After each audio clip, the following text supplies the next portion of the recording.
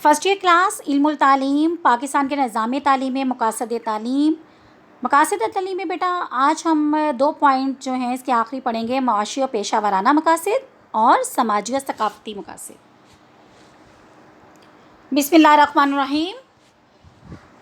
السلام علیکم ورحمۃ اللہ وبرکاتہ۔ فرسٹ ایئر کلاس کیسے ہیں بیٹا آپ سب؟ جی الحمدللہ، اللہ تعالیٰ آپ کو ایسی خوش و خرم رکھیں۔ بیٹا اس دعا کو لازمی پڑھیے گا،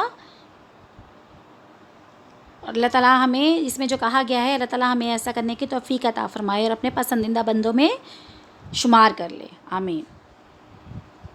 جی عزیز طلبات، پاکستان کے نظام مقاصد تعلیم کتنے تھے؟ ہم نے پہلے پڑھا ہے نا؟ جی 4، روحانی اور اخلاقی مقاصد، ذہنی اور علمی مقاصد، معاشی اور پیشہ ورانہ مقاصد اور سماجی اور ثقافتی مقاصد۔ جی عزیز طلبات، آج ہم اس میں تیسرا پوائنٹ جو ہے وہ پڑھیں گے، اور وہ کیا ہے بیٹا؟ معاشی و پیشہ ورانہ مقاصد۔ جی بیٹا، ہمارے نظام تعلیم کے مقاصد کے تعین میں زندگی کے مختلف شعبوں کے لیے افراد معاشرہ کی تیاری پیش نظر بیٹا رہنی چاہیے، تاکہ کیا ہوتا ہے، تاکہ جو فارغ التحصیل جو ہمارے افراد ہیں، یعنی تعلیم سے جو فارغ ہو جائیں بیٹا، وہ حلال روزی کمانے کے اہل ہوں اور مختلف پیشوں کو اپنا کر اپنے لیے، اپنے اہل وطن کے لیے اور اپنے ملک و ملت کے لیے معاشی ترقی کا باعث بنے۔ عزیز طلباء، تعلیم ایسا بامقصد ہونا چاہیے، یعنی تعلیم ایسی بامقصد ہونی چاہیے کہ اس سے ہنرمند افراد تیار ہوں۔ مثلا ہم کہہ سکتے ہیں ڈاکٹر ہو، انجینئر ہو، ٹیکنیشینس ہوں، اساتذہ ہوں، وکلا ہوں، حتیٰ کہ اور بھی جس بھی پیشے سے تعلق رکھنے والے ہیں۔ تعلیم یافتہ بیٹا کارکن ملکی معیشت کو ترقی دینے میں مددگار ثابت ہو سکے، یعنی ہم نے ایسی ان کو تعلیم دینی ہے جس سے وہ فارغ ہو کر کیا کریں، نہ صرف معاشرے کا ایک اہم فرد بنے، بلکہ وہ مختلف پیشوں کو اختیار کر کے مزید معاشی ترقی میں بھی ملک کے کام آئے۔ عزیز طلباء، تعلیم کا مقصد جو ہے صرف پڑھے لکھے بے روزگاروں کی کھپت تیار کرنا کیا ہے، کرنا نہ ہونا، بلکہ کیا ہو، ملکی اور بین الاقوامی ضروریات کے مطابق پیشہ ورانہ مہارت کے حامل افراد تیار کرنا ہو۔ عزیز طلباء، جو تیسرے نمبر پہ معاشی اور پیشی مقاصد جو ہم نے آج پڑھیں گے، اس کے آگے جو ہیں مزید 3 پوائنٹس ہے بیٹا۔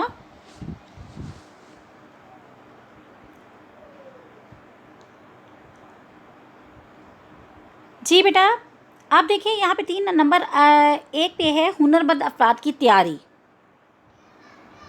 ٹھیک ہے بیٹا، یہاں پہ ہنرمند افراد کی تیاری جو ہے تعلیم کی بدولت ملک و قوم کو ایسے افراد مہیا کرتا ہے، یعنی تعلیم آپ کو کیا کر رہا ہے، ایسے افراد آپ کو ملیں گے اس سے جو ایک فارغ التحصیل کی بات کر رہے ہیں نا، جو کہ علم حاصل کر لیتا ہے اور مختلف مدارس سے ہوتا ہوا یعنی کیا کرتا ہے، تعلیم سے فارغ ہو جاتا ہے، اور پھر وہ کیا کرتا ہے، وہ اپنی ہی تعلیم کے مطابق جو اس نے جو ہے مدارس جو ہے اس نے چوز کیا ہوتا ہے، یعنی جو بھی شعبہ اس نے چوز کیا ہوتا ہے اس کے مطابق وہ کیا کرتا ہے، اعلیٰ تعلیم حاصل کرتا ہے، اور پھر اس میں مختلف وہ کیا کرتا ہے، پیشوں میں مہارت رکھتا ہے۔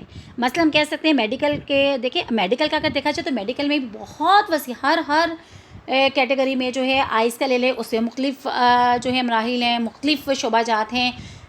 آپ سرجری کا لے لیں، آپ ہارٹ کا لے لیں، کسی بھی چیز کا اگر لیتے ہیں تو آپ اس میں مختلف جو ہے افراد جو ہیں، جو پڑھے لکھے افراد ہیں، وہ کیا کرتے ہیں، وہ مختلف فیلڈ میں جاتے ہیں۔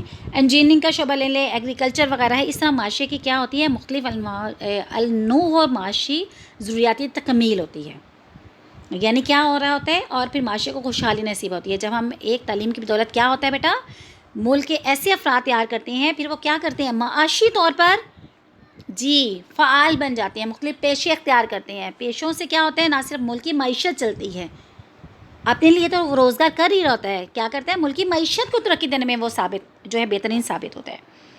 جی بیٹا، نمبر 2 پہ دیکھیں، نمبر 2 پہ معاشی ترقی اور خوشحالی ہے بیٹا۔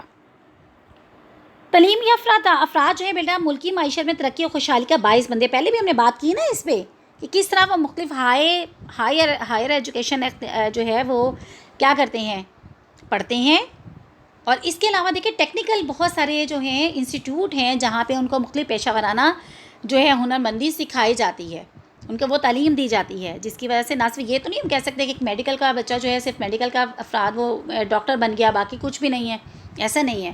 جہاں پہ میڈیکل کے ہیں، انجینئرنگ کا شعبہ ہے، آئی سی ایس کا اور بہت سارے شعبے جاتے ہیں، وہاں پہ ٹیکنیکل انسٹیٹیوٹ بھی قائم کیے جاتے ہیں، جہاں پہ وہ ایسے افراد کو ٹیکنیکل جو بھی ان کا شعبہ جو جس کو وہ پسند کرتے ہیں اس کے مطابق ان کو ٹرین کیا جاتا ہے، ان کو تعلیم دی جاتی ہے. ملکی قومی پیداوار میں اضافہ ہوتا ہے جو معاشی کامیابی کی ضمانت ہے. یہاں پہ وہ کیا کہہ رہے ہیں؟ معاشی. اب پھر ہے معاشی خود کفالت. اب ایسے کیا ہے، تعلیم کی بدولت ایسے افراد تیار ہوتے ہیں جو معاشرے پر کیا ہے، معاشی بوجھ نہیں بنتے. وہ مختلف پیشہ اور مہارتوں کے باعث کیا کرتے ہیں، روزگار حاصل کر لیتے ہیں. ہاتھ پہ ہاتھ دھرے نہیں بیٹھتے، کیونکہ انہوں نے ہنر سیکھا ہوتا ہے، ان کے پاس اعلیٰ ڈگری ہوتی ہیں، مہارتیں ہوتی ہیں، تو وہ ان مہارتوں کا ان پہ کیا کرتے ہیں، مختلف پیشوں میں اس کا استعمال کرتے ہوئے اپنے لیے روزگار حاصل کرتے ہیں، اور روپیہ پیسہ کما کر کیا ہو جاتے ہیں، خود کفیل ہوتے ہیں، جس سے معاشرہ جو ہے معاشی خوشحالی کی طرف بڑھتا ہے. جی عزیز طلبات، یہ ہمارا پوائنٹ نمبر 3 تھا. پوائنٹ نمبر 3 بیٹا کیا تھا ہمارا؟ جی معاشی اور پیشہ ورانہ مقاصد. ہم نے اس میں کتنے پڑھے ہیں؟ 3. کون کون سے تھے بیٹا؟ ریوائز کریں. جی ہنرمند افراد کی تیاری تھی. نمبر 2 پہ معاشی ترقی اور خوشحالی تھی. نمبر 3 پہ معاشی خود کفالت تھی. جی عزیز طلبات، آگے ہم آپ کریں گے سماجی اور ثقافتی مقاصد. دیکھیں بیٹا، معاشرے کی تشکیل اور ارتقاء کے لیے نا، آگے بڑھنے کے لیے باشعور شہریوں کی جو ہے سمجھ بوجھ رکھنے والے شہریوں کی تیاری اور فراہمی بھی ضروریت ہے، جو کہ معاشرے کو بہترین طور پر آگے لے کے چل سکیں.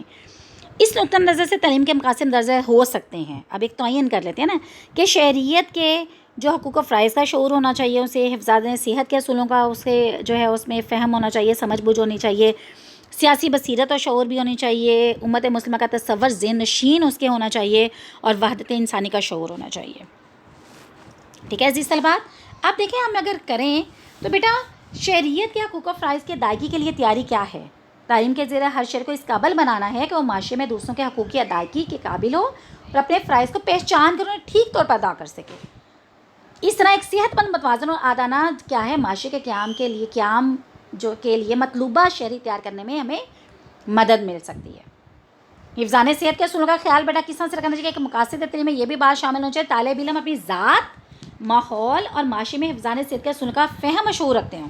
یعنی انہیں پتہ ہو کہ اپنے آپ کو کیسے سمجھنا ہے، اپنے آپ کی کیئر کیسے کرنی ہے، ماحول کے مطابق ایڈجسٹمنٹ کیسے کرنی ہے، معاشرے میں رہتے ہوئے اس میں سروائیو کیسے کرنا ہے ہم نے. اور پھر دیکھیں ہمیں کیا چیز ہمارے لیے اچھی ہے، کون سی خوراک صحیح ہے، کون سی غلط ہے، اس کے مطابق اس سمجھ بوجھ جتنی دیر ہم شعوری طور پر اس کی سمجھ نہیں رکھیں گے، ہم حفظان صحت کے اصولوں پر فہم نہیں رکھتے ہوئے ہم کیا کریں گے، ہم نقصان اٹھائیں گے. جی عزیز طلباء، سیاسی بصیرت اور شعور پیدا کرنا میں کیا ہے کہ تعلیم کے مقاصد میں سے ایک مقصد یہ بھی ہے کہ نسل نو میں اپنے قومی مسائل کا فہم و شعور ہو اور وہ سیاسی بصیرت کا مظاہرہ کر سکے. یعنی کیا ہے کہ اپنی قیادت انتخاب میں اہلیت ہو، اس کے پاس اعلیٰ معیار ہو، اچھی صفات کے حامل افراد کو منتخب کر کے کیا کیا جائے، ایک جمہوری معاشرے کے قیام میں اپنا کردار ادا کر سکے.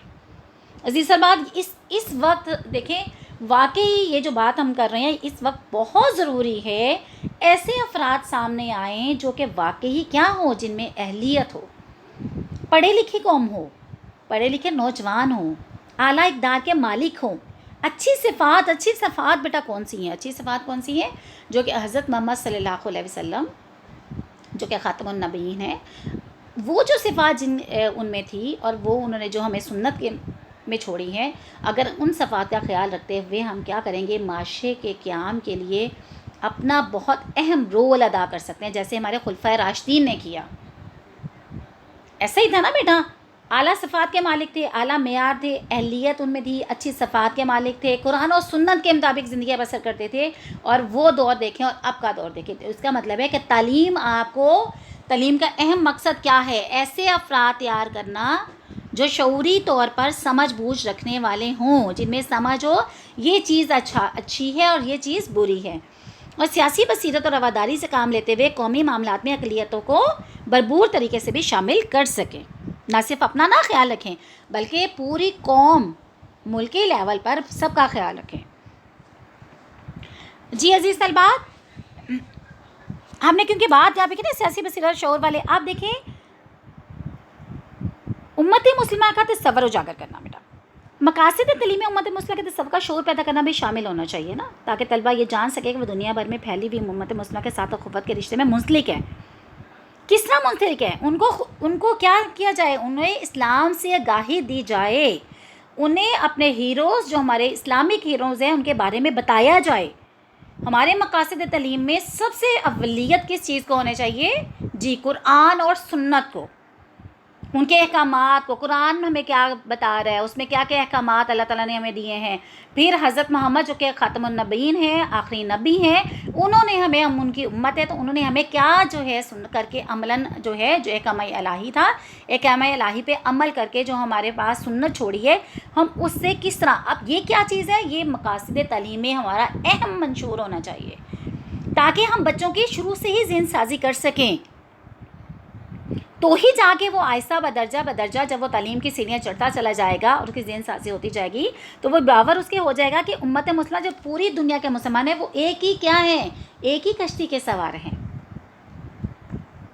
ایک ہی جسم کی طرح ہیں۔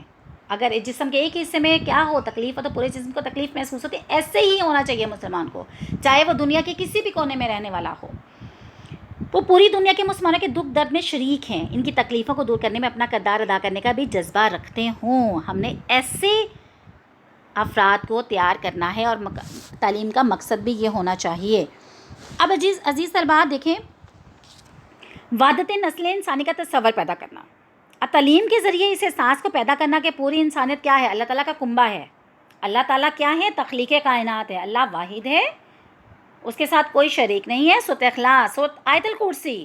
پھر اللہ تعالیٰ نے بجا قرآن مجید میں فرمایا ان اللہ علی کل شیء قدیر، میں ہر چیز پر قدرت رکھتا ہوں، یا ہر چیز، اللہ تعالیٰ ہر چیز پر قادر ہے۔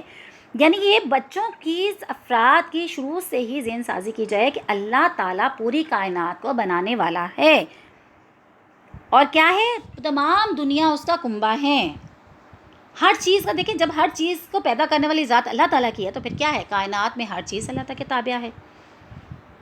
نسل انسانی کا آپس میں وحدت کا رشتہ ہے، اس انسانیت کا اس کو سمجھنا، انسانی کیونکہ سربلندی پوری دنیا کے انسانوں کے لیے، دنیا کے انسانوں کے ساتھ اپنے آپ کو ہمانگ کرنا تعلیم کا مقصد ہونا چاہیے۔ ہم نے پہلے بات کی نا تفصیل کے ساتھ بیٹا، تاکہ ایک عالمگیر انسانی معاشرہ وجود میں آ سکے جو ہر قسم کے تعصبات اور امتیازات سے پاک ہو۔ یعنی دیکھیں اسلام ہمیں سکھا رہا ہے، اسلام ہمیں سکھا رہا ہے نا۔ دیکھیں آخری خطبۃ الحجہ میں کیا تھا، کسی عربی کو کسی اجمی پر اور کسی اجمی کو کسی عربی پر کوئی فقیہت حاصل نہیں ہے، تم میں سے سب سے زیادہ بہتر کون ہے، جو کہ سب سے زیادہ پرہیزگار ہے۔ یعنی یہاں پہ کوئی نسل نہیں ہے، کوئی ذات پات نہیں ہے، کچھ نہیں ہے، اسلام تمام ذات پات اور تعصبات کو ختم کر دیتا ہے۔ فقہ وارانہ جو تصادات ہمارے جو پوری دنیا میں ایک طرح کے برپا ہیں اور اس سے بہت سارے غیر مسلم جو ہے اسے فائدہ اٹھاتے ہیں، تو یہ چیزیں ہم نے شروع سے ہی اپنے افراد، یعنی جو ہماری نئی نسل ہے جس کی ہم ذہن سازی کر رہے ہیں اور تعلیم ان کو دے رہے ہیں، ان کے مطابق ہمارے تعلیم میں یہ مقصد ہونا چاہیے، تاکہ ہم بہتر طور پر ایسا ایک اسلامی فرد تیار کر سکیں جو کہ واقعی ہی اسلامی، اس کی ایسی تعمیر ہو جو کہ چلتا پھرتا ہمیں کیا لگے، واقعی لگے یہ ایک مسلمان ہے اور وہ اپنی زندگی کو اس مقصد کے لیے گزار رہا ہے۔ جی عزیز طلباء، الحمدللہ یہ آج ہمارا جو ہے پاکستان میں نظام تعلیم کے جو مقاصد تھے وہ جو ہے ماشاءاللہ پورا ہو گیا ہے۔ بیٹا اس کو لازمی یاد کیا، ساتھ ساتھ بیٹا اس کی لرننگ کریں، اس کو یاد کریں۔ اور عزیز طلباء دیکھیں یوٹیوب میں جو ہم اپلوڈ کرتے ہیں بیٹا ان چینلز کو، اس کو لازمی دیکھا کریں۔ دیکھیں بیٹا بیل ایٹم کو بھی دبایا کریں، پسند کریں، اس کو زیادہ سے زیادہ اس کو شیئر کریں، پڑھیں بیٹا اس کو لازمی، دوسروں کو بھی کہیں کہ نہیں آپ یہ لیکچر لازمی لیں۔ دیکھیں یہ ایک ہم نے قدم اٹھایا ہے آپ لوگوں کے لیے، آپ کے فائدے کے لیے، ٹھیک ہے۔ اللہ تعالیٰ ہم سب کو اپنے حفظ و امان میں رکھے۔